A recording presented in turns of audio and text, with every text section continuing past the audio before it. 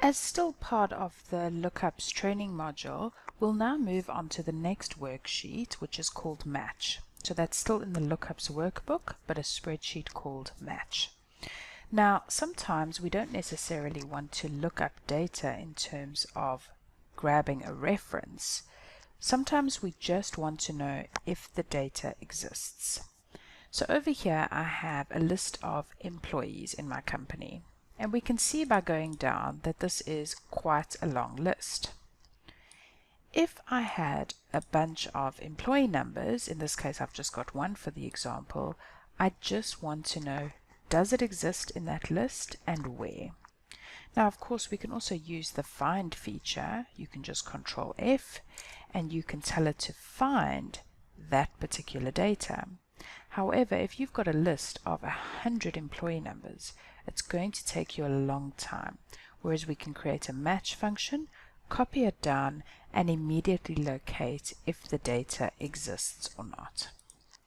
So to do the match function, what we need to do is start off by typing equals match.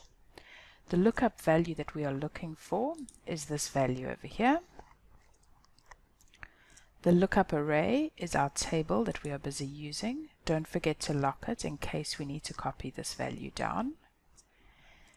And then you need to choose a match type.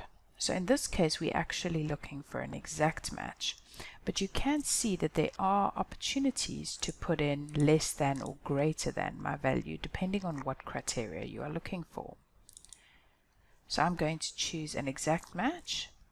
This will tell me that this is in row 69. So let's go and have a look. There is my data.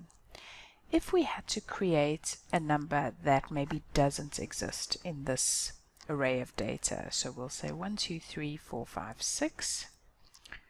Let's just give it another number. And we had to do a match function. You can see what will happen if the data doesn't exist. So we'll use the same array and we'll tell it to find an exact match.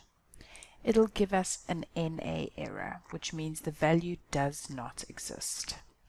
And match is as easy as that.